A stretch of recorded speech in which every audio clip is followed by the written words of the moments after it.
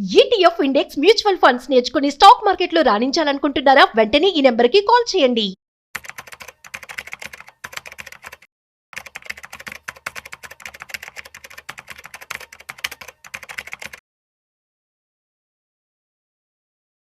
నమస్తే, welcome back to Suman TV. Present మనతో పాటు ఉన్నారు స్టాక్ మార్కెట్ అనలిస్ట్ సుందరరామరెడ్డి గారు. నమస్తే సార్. నమస్తే. సార్, అమెరికా ఇరాన్ యుద్ధం అది ఎక్కడో జరుగుతుంది కదా, మరి దాని యొక్క ఇంపాక్ట్ మన ఇండియన్ మార్కెట్ పైన ఇమీడియట్లీ ఎఫెక్ట్ చూపిస్తుంది. ఏంటి రిలేషన్ ఏంటి అంటారు అసలు? నో, బేసికల్గా అన్సర్టనిటీ అనే దాన్ని బిజినెస్ లైక్ చేయదు. బిజినెస్కి ఎప్పటి కూడా ఎన్విరాన్మెంట్ స్మూత్గా పాజిటివ్ వైబ్రేషన్స్తో ఉంటేనే మూవ్ అవుతూ ఉంటాయి. అన్సర్టనిటీ వచ్చినప్పుడు ఫస్ట్ ఉలికి పడుతూ ఉంటుంది ఇది. అండ్ పర్టికులర్గా గల్ఫ్ రీజన్ అనేసరికి ఎందుకు అంత ఇంపార్టెంట్ ఇండియా కంటే, ఇండియాకి సంబంధించిన ఎనర్జీ నీడ్స్ ఆల్మోస్ట్ ఒక 50% గల్ఫ్ రీజన్ నుంచే వస్తాయి మనకి. ఓకే, నేచురల్ గ్యాస్ కావచ్చు, నెప్తాలిన్ కావచ్చు, స్పెషాలిటీ కెమికల్స్ కావచ్చు, యూరిక్ యాసిడ్ కావచ్చు, అండ్ ఈ నేచురల్ గ్యాస్ కావచ్చు, క్రూడ్ ఆయిల్ కావచ్చు, మొత్తం కూడా గల్ఫ్ నుంచి అండ్ 50% వచ్చే ఛాన్స్ ఎక్కువ ఉందన్నమాట. న్యాచురల్గానే ఈ అన్సర్టనిటీ ఎక్కువ అవుతుంది అనుకోండి, రేట్లు పెరిగిపోతాయి. రేట్లు పెరిగిపోయింది అనుకోండి, ఇన్ఫ్లేషన్ పెరిగిపోద్ది. సో ఇప్పుడు క్రూడ్ రేట్ ఈ రోజు 10% పెరిగినాయి. రేపొద్దున అది పబ్లిక్ మీద పాస్ చేస్తారు కదా, అది పాస్ చేసినప్పుడు ఇన్ఫ్లేషన్ ఎక్కువ అవుద్ది కదా. అంటే రేపొద్దున కూరగాయల రేటు కూడా ఎంతకంత యాడ్ అవుతాయి. అది ట్రాన్స్పోర్టేషన్లో ఇన్వాల్వ్ అయ్యింది కదా, అట్లా ప్రతి దాని మీద ఎఫెక్ట్ అవుతుంది. మీరు ఏవిగేషన్ జర్నీ చేస్తున్నారా, ఆయిల్ రేట్ పెరిగింది కాబట్టి టికెట్ రేట్లు పెరిగిపోతాయి.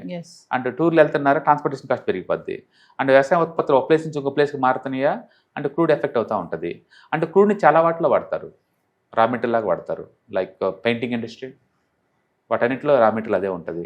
స్పెషాలిటీ కెమికల్స్లో వాడతారు, అవన్నీ ఎఫెక్ట్ అవుతాయి కదా. And more over India almost ఒక 85% ఇంపోర్ట్ చేసుకుంటే, వేరే కంట్రీస్ లాగా కొంచెం అన్నా కూడా లోకల్గా లేవు మనకి. అంటే 85% మనం ఇంపోర్ట్ చేసుకుంటాం. సో న్యాచురల్ ప్రెజర్ ఎక్కువ ఉంటుంది ఇండియా మీద. అందుకని యుద్ధాలు జరిగితే ప్రతిసారి కూడా ఎంతకంత ప్రెజర్ ఉంటుంది ఇండియా మీద పర్టికులర్గా. అండ్ ఊహించుకోండి, $5 ఈరోజు డ్రాప్ అయింది క్రూడ్. $1కే మనం 13,000 crores లాస్ అవుతాం. అంటే 70,000 కోట్లు లాస్ అవుతున్నాం మనం ఈ లెక్కన సింగిల్ డేకే. అండ్ రెండోది రూపీ డల్ అవుతుంది. రూపీ డిపి ఈరోజు బాగా డౌన్ అయింది. అంటే 0.5% సింగిల్ డే డ్రాప్ అయింది. మామూలుగా అయితే 1 మంత్ డ్రాప్ అవుతుంది, ఈరోజు ఒక రోజుకి డ్రాప్ అయింది. ఒక రోజు డ్రాప్ అయ్యేసరికి ఇంపోర్ట్స్ అన్ని కాస్ట్లీ అవుతున్నాయి కదా, మనం ఎక్కువ డబ్బులు పే చేయాల్సి ఉంటుంది. కాబట్టి ఇన్ఫ్లేషన్ మళ్ళీ ఎఫెక్ట్ అవుతుంది ఎక్కువ ఎంతకంత. అంటే థర్డ్ వన్, గల్ఫ్ రీజన్లో 1 కోటి మంది ఇన్వాల్వ్ అయ్యారు. ఆ 1 కోటి మంది లైఫ్లు ఇప్పుడు రిస్క్లో ఉన్నాయి. ఏమైనా తేడా వస్తే వాళ్ళందరినీ మళ్ళీ ఇండియా తీసుకొచ్చడానికి చాలా ఎక్స్పెన్సివ్ అవుతుంది రీలొకేషన్ చేయాలంటే. పైగా వాళ్ళు ఎవ్రీ ఈ మంత్ మనకు పంపించే రిమిటెన్స్ చాలా ఎక్కువ అనమాట. మనకి డాలర్స్ సంపాదించి పెడుతుంది వాళ్ళు. ఇప్పుడు వాళ్ళే సఫర్ అవుతున్నప్పుడు అక్కడి నుంచి మనకి రిమిటెన్స్ ఏం రావు కదా, ఇంకా అమౌంట్ ఏం రాదు, స్టక్ అయిపోతాం. అది టూరిజం అవి ఇవన్నీ ఎఫెక్ట్ అవుతూ ఉంటాయి. గల్ఫ్ మొత్తం కూడా ఈరోజు ఫ్లైట్స్ తిరగటం లేదు, ఇంట్రెస్ట్ ఫ్లైట్స్ అన్ని బ్యాన్లో ఉన్నాయి. కాబట్టి ఇన్కమ్ అంతా పోతుంది అనమాట. సో అట్లా కరెన్సీ వీక్నెస్ అయితే ప్రాబ్లం వస్తుంది, ఇన్ఫ్లేషన్ వల్ల ప్రాబ్లం వస్తుంది, క్రూడ్ ఆయిల్ స్పైక్ వల్ల ప్రాబ్లం వస్తుంది. అన్నిటికి మించి మార్కెట్ సెంటిమెంట్స్, దానివల్ల ఏంటంటే కొత్త వాళ్ళు డబ్బులు పెడతానికి రారు, మార్కెట్లో పడుతున్నాయి కదా తర్వాత చూడొచ్చులే అన్నట్టు అట్లా ఇది అవుతుంది. రెండోది గోల్డ్ సిల్వర్ అన్ని రేట్లు పెరిగిపోతున్నాయి. అండ్ పెళ్లి సీజన్లో ఎవరి మ్యారేజెస్ భారీ జరుగుతాయి ఇండియాలో, వాళ్ళందరూ ఎక్కువ పెట్టించి మరి కొనాలి కదా. సో అట్లా ఏ లెక్క చూసినా సరే యుద్ధం ఎక్కడ జరిగినా ఎఫెక్ట్ అవుతారు. బట్ పర్టికులర్ గల్ఫ్ రీజన్లో ఉంటే మాత్రం ఇండియా ఎఫెక్ట్ అవుతుంది. ఇంకా లక్ ఏంటంటే ఇండియాలో ఇప్పుడు 70 days మోయినంగా మనం ఆయిల్ని నిల్వ చేస్తున్నాం. అందుకని టెంపరీగా ఈ రేట్లు పెరిగినా కూడా కొంచెం తట్టుకోగలుగుతాం. రెండోది గవర్నమెంట్ వాళ్ళు ఎలక్ట్రికల్ వెహికల్స్కి ఇంపార్టెన్స్ ఇస్తున్నారు. Electrical vehicles registration totally free. కాబట్టి కాకపోతే మనం ఎలక్ట్రికల్ వెహికల్ వరల్డ్లోనే అండ్ చైనా, అమెరికా తర్వాత 3rd బిగ్గెస్ట్ ఎలక్ట్రికల్ వెహికల్స్ వాడుతుంది ఇండియాలోనే. గవర్నమెంట్ ఎంకరేజ్ చేస్తూ ఉంది. ఎంతకంత ఆల్టర్నేటివ్ వెళ్తున్నాం మనం. ఎంత వెళ్ళినా సరే 85% imports, gas imports, naphthalene imports, uric acid ఇలాంటి imports, ammonia imports, speciality chemicals అన్నీ కూడా ఇంపోర్ట్ చేసుకుంటాం అక్కడి నుంచి. కాబట్టి డెఫినెట్గా ఎఫెక్ట్ అవుతాం. కాబట్టి స్టాక్ మార్కెట్కి ఇది వర్స్ట్ న్యూస్. అందుకనే మార్కెట్ ఈరోజు చాలా దారుణంగా పడింది అనమాట. అంటే గుర్తుపెట్టుకోండి, ఇండియన్ మార్కెట్ మాత్రమే కాదు, ఎంటైర్ వరల్డ్ మార్కెట్లో ఒక్కరోజు వీల్లో లేదు ఈరోజు. అందుకని దూరంగా ఉన్న అమెరికా కూడా డౌన్ అవుతుంది కదా. దూరంగా ఉన్న అమెరికా అయినా సరే, దగ్గరున్న ఇండియా అయినా సరే, అందరూ ఎఫెక్ట్ అవ్వాల్సిందే. అంటే పర్టికులర్గా దుబాయ్లో ఆరామ్కో ఫ్యాక్టరీ మీదే అటాక్ జరిగింది. అది సాక్షాత్తు వరల్డ్లోనే బిగ్గెస్ట్ ఆయిల్ రిఫైనరీ అది. కాబట్టి ఎంటైర్ మిడిల్ ఈస్ట్ అంతా డిస్టర్బెన్స్గా ఉన్నప్పుడు అండ్ మిగతా కంట్రీస్ అవి కూడా సేఫ్టీగా ఉండలేవు అనమాట. కాబట్టి అందరూ ఎఫెక్ట్ అవుతారు ఎంతకంత. అండ్ ఈ పర్టికులర్ ఇండియన్ స్టాక్ మార్కెట్ దారుణంగా ఎఫెక్ట్ అయింది ఈరోజు. అంటే క్రూడ్ ఆయిల్స్ ఇలా పెరగడం వల్ల సార్ ఏ సెక్టర్స్కి లాభం వస్తుంది, అంటే లాభం చేకూరుతుంది? అంటే లాభం అనేది క్రూడ్ని ఎవరైతే మ్యానుఫ్యాక్చరింగ్ చేస్తారో వాళ్ళకి, లైక్ ఓఎన్జీసీ క్రూడ్స్ని మ్యానుఫ్యాక్చరింగ్ చేస్తారు, వాళ్ళందరికీ లాభం ఉంటుంది. అండ్ ఆయిల్స్ ఎక్స్పోర్ట్ చేసే కంపెనీస్కి లాభం ఉంటుంది. బేసికల్గా ఆయిల్ ఎక్స్పోర్ట్ చేసే కంపెనీస్కి లాభం ఉంటుంది. అండ్ సర్వీస్ కొంచెం ఎఫెక్ట్ కాకుండా ఉన్న కొన్ని సెక్టర్స్ ఉంటాయి. ఐటీ లాంటివి కొద్దిగా ఎఫెక్ట్ అవ్వవు కదా, అలాంటి వాళ్ళకి మొత్తానికి బ్యాడే ఎక్కువ ఉంటుంది. అండ్ డిఫెన్స్ వాళ్ళకి అందరికి లాభం. బేసికల్గా ఒకే ఒక సెక్టర్ ఎవరు బాగుపడతారు అంటే డిఫెన్స్ మ్యానుఫ్యాక్చరింగ్ చేసేవాళ్ళు బాగుపడతారు వరల్డ్ వైడ్గా. మరి ప్రజెంట్ ఈ టైంలో సార్ వాళ్ళు ఎలాంటి ప్లాన్స్తో ముందుకెళ్ళాలి అంటే మన ఇండియన్ మార్కెట్ పైన ఇంపాక్ట్ బాగా చూపిస్తుందని అంటున్నారు. మరి ఈ టైంలో వాళ్ళు బేసికల్గా ఏ వారైనా సరే షార్ట్ టర్మ్ పాయింట్ ఆఫ్ లో ఖచ్చితంగా నెగిటివ్, అందులో డౌట్ లేదు. But long term point of ఇవన్నీ ఇన్బుల్ట్ అవుతాయి మార్కెట్లో.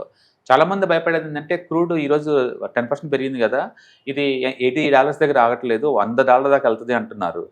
బట్ ఈవెన్ $100 వెళ్ళిన సరే ఇండియన్ మార్కెట్ కొలాప్స్ అవుతాయి అంటే అంత ఈజీగా అవ్వండి. లాంగ్ టర్మ్ పాయింట్ ఆఫ్ లో ఇలాంటి వార్స్ ఎన్నో తట్టుకుని ముందు పోతూ ఉంటుంది మార్కెట్.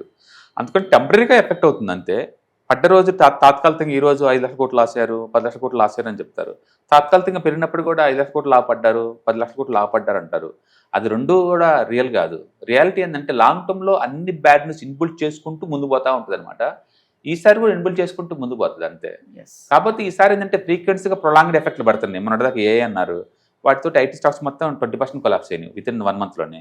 ఇప్పుడు కొత్తగా ఈ వారు ఎంతకాలం ఉంటుందో తెలియదు. అంటే ట్రంప్ ట్వీట్స్ ప్రకారం మనం చూసుకుంటే కనుక ఈ వారు 2-3 వారాలు కంటిన్యూ అయ్యే ఛాన్స్ ఉందని చెప్తున్నాడు. ఒక్క రోజుకి ఇంత భరించలేకపోతున్నాం, ఇంకా 1-2-3 weeks అంటే ఎక్కువ ఛాన్స్ ఉంది. ఏదైనా మార్కెట్ అయితే 26,300 నుంచి అండ్ ఆల్మోస్ట్ 24,800 దాకా డ్రాప్ అయింది మార్కెట్ బాగా. అంటే 1000 పాయింట్ డిస్కౌంట్లో ఉంది. అందుకని మంచి డిస్కౌంట్లో ఉన్నట్లు లెక్క. మీకు కనుక మ్యూచువల్ ఫండ్స్, ఈటీఎఫ్స్ లాంటి అయితే కొనుక్కోవడం బెటర్. అంటే స్టాక్స్కి అయితే యావరేజ్ చేయకుండా వెయిట్ చేయడం బెటర్ అనమాట. ఏదైనా సరే ఈక్విటీ సింగిల్ అసెట్ లాగా అట్టు పెట్టుకున్న రోజులు పోయినాయి. బెస్ట్ ఏంటంటే మల్టీ అసెట్స్కి మనం డైవర్సిఫికేషన్ చేసుకుంటే ఇట్లా గోల్డ్, సిల్వర్ అప్పుడప్పుడు పెరుగుతుంటాయి కాబట్టి బ్యాలెన్స్ వేలో ఉంటుంది. కాబట్టి పోర్ట్ఫోలియో బ్యాలెన్స్ కోసం మీరు మల్టీ అసెట్స్ వాడటం బెటర్.